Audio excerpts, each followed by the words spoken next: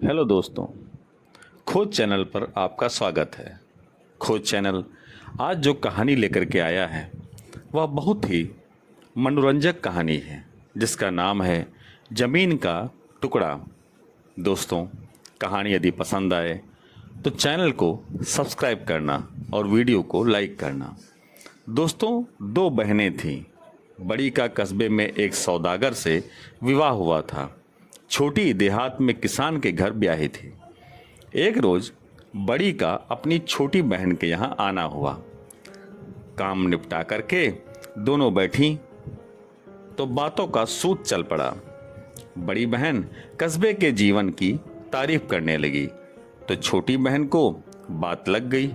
अपनी बारी पर उसने सौदागर की जिंदगी को हे बताया और किसान का पक्ष लिया। मैं तो अपनी जिंदगी तुम्हारे साथ कभी अदला बदली न करूं। तुम लोग सजी धजी रहती हो, लेकिन एक रोज वह सब हवा में भी हो सकता है। जी, किसानी जिंदगी फूली और चिकनी नहीं दिखती तो क्या, मेहनत से अच्छी सेहत बनी रहती है और हमारे पास खाने की कमी भी कभी नहीं होगी। हमें किसी के आगे झुकने की भी जरूरत नहीं है। शहर में तुम हजार लालच से घिरी रहती हो। घर का मालिक दीना उसारे में पड़ा औरतों की बात सुन रहा था। उसने सोचा कि पत्नी की बात तो खरी है, बस एक मुश्किल है कि हमारे पास पर्याप्त जमीन नहीं है। कुछ जमीन हो जाए तो मुझे किसी से कुछ नहीं चाहिए, चाहे शैतान ही क्यों ना आ जाए। वहीं कोने में शैतान दुबका बैठा था। उसने मन में सोचा कि अच्छा, तो मैं इसको खूब जमीन दूंगा और देखते ही कि यह मेरे चंगुल में फंसता है कि नहीं। अगले जाड़ों में खबर हुई कि गांव के पास ही जमींदारी की मालकिन जमीन बेच रही है। दीना को मालूम हुआ कि एक पड़ोसी 50 एकड़ जमीन ले रहा है। दीना ने अपनी स्त्री से कहा कि हमें भी कुछ एकड़ जमीन ले लेनी चाहिए। दोनों ने कैसे न कैसे करके रकम जुटा करके 40 एकड़ जमीन पसंद की, जिसमें कुछ हिस्से में पेड़ भी थे। अब दीना के पास निजी जमीन थी। दीना खुश था, लेकिन कभी कभी पड़ोसियों के मवेशी उसके खेतों पर आ चरते। दीना ने बहुत बार विनय से समझाया, लेकिन कुछ फर्क नहीं हुआ। एक अरसे तक उसने धीरज रखा, लेकिन कब तक। आखिर सबक सिखाने के लिए उसने 2-3 किसानों पर अदालत से जुर्माना लगवा दिया। अब पड़ोसी जानबूझ करके दीना को तंग करने लगे। एक दिन दीना घर में बैठा था कि एक परदेसी किसान उधर से गुजरा। उसने दीना को बताया कि सतलज पार नई बस्ती बस रही है। वहां पहुंचने वाले परिवारों के हर सदस्य के लिए 20 एकड़ जमीन मुफ्त मिल रही है। दीना के मन में भी वहां जाने का अभिलाषा हुई। नफे के साथ उसने अपनी पूरी जमीन बेच दी और सतलज पार पहुंचते ही उसे और उसके बाल बच्चों के इस्तेमाल के लिए 100 एकड़ जमीन मिल गई। वह पहले से कई गुना खुशहाल हो गया, पर जब वह इस खुशहाली का आदी हो गया तो उसे लगने लगा कि यहाँ भी जमीन काफी नहीं हो और होती इससे ज्यादा तो अच्छा होता। 3 साल इस तरह निकल गए। एक दिन एक सौदागर ने उसे बताया कि नर्मदा नदी के पार इतनी जमीन है कि महीनों चलो तो पूरी न हो।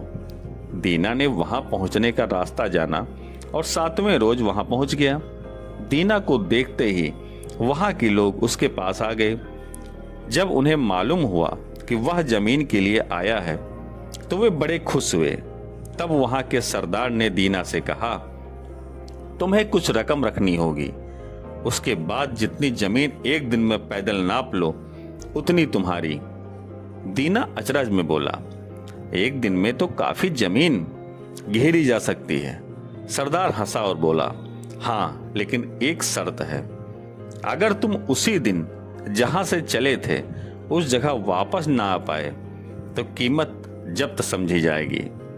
हम साथ चलेंगे, अपने साथ फावड़ा ले लेना, जहां लगे वहां निशान लगा देना। हम एक निशान से दूसरे निशान तक फटबंदी खींच देंगे। अगले सवेरे चलना तय हुआ। दीना बिस्तर पर लेटा था, पर उसे नींद नहीं आई। देर रात कहीं नींद आई कि एक ठहाकेदार हंसी की आवाज आई। उठ करके देखा कि वह सरदार ही बाहर बैठा जोर जोर से हंस रहा है। देखता क्या है कि वहां सरदार नहीं बल्कि वह सौदागर बैठा है जो अभी कुछ दिन पहले उसे मिला था। वह थोड़ा पास गया तो देखा कि वह सौदागर भी नहीं है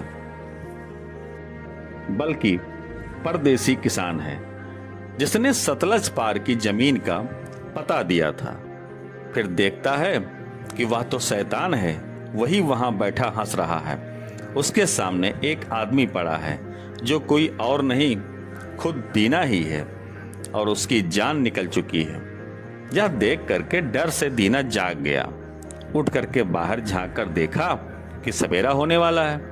उसने बाहर आकर नौकर व गांव के सरदार को जगाया। सरदार ने दूर तक फैले मैदान की तरफ हाथ उठाकर कहा, जहां तक आंख जाती है वहां तक हमारी जमीन है। सरदार ने अपनी रोएदार टोपी उतारी और धरती पर रख दी और कहा, यह निशान रहा, शर्त दोहरा दूं कि तुम यहां से चलोगे और यहां वापस आना होगा। जितनी जमीन चल लोगे उतनी तुम्हारी। दीना ने धोती कस ली, अंगड़ाई लेकर के बदन की सुस्ती हटाई और चलने लगा।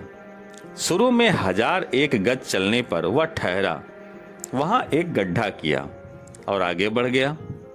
उसने चाल तेज कर दी। अब गर्मी होने लगी थी। उसने सूरज की तरफ देखा। दोपहर हो आई थी। पसीना बेहद आ रहा था और प्यास भी लगाई थी। यहां ठहर करके उसने गड्ढा किया। वह बैठ गया, रोटी खाई और पानी पी करके आगे बढ़ चला। इस तरह भी उसने काफी लंबी राह नापी।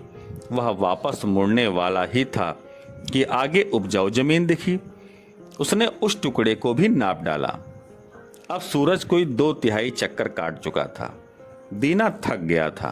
उसके पैर जगह जगह कट और छिल गए थे। उसका आराम करने का जी हुआ, लेकिन यह कैसे हो सकता था। दीना जी तोड़ चलने लगा, लेकिन शुरू किया गया स्थान अब भी दूर था। उसने भागना शुरू किया।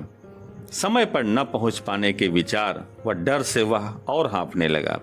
सूरज धरती से लगा जा रहा था, मगर अब जमीन पर रखी टोपी भी दिखने लगी थी। वहां पर बैठा सरदार पेट पकड़े हंस रहा था।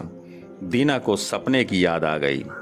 उसने सोचा कि हाय, जमीन तो काफी नाप डाली, लेकिन क्या ईश्वर मुझे उसको भोगने के लिए जीवन देगा। वह सारी शक्ति समेट करके आगे बढ़ा। उसने देखा कि सूरज छिप चुका था। उसके मुंह से चीख निकल गई, ओह मेरी सारी मेहनत व्यर्थ गई। यह सोच करके वह थमने को हुआ, लेकिन सूरज छिपा नहीं। तब तक दीना टोपी से कुछ दूर ही गिर पड़ा।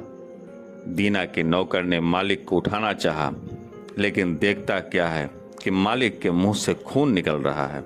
दीना मर चुका था। लोग दया और व्यंग से हंसने लगे।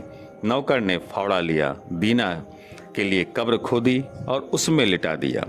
सिर से पांव तक कुल 6 फुट जमीन उसे पर्याप्त हुई। तो दोस्तों, यह कहानी आपको कैसी लगी? कहानी पसंद आई हो तो चैनल को सब्सक्राइब करें और वीडियो को लाइक करें। धन्यवाद। जय हिंद, जय भारत।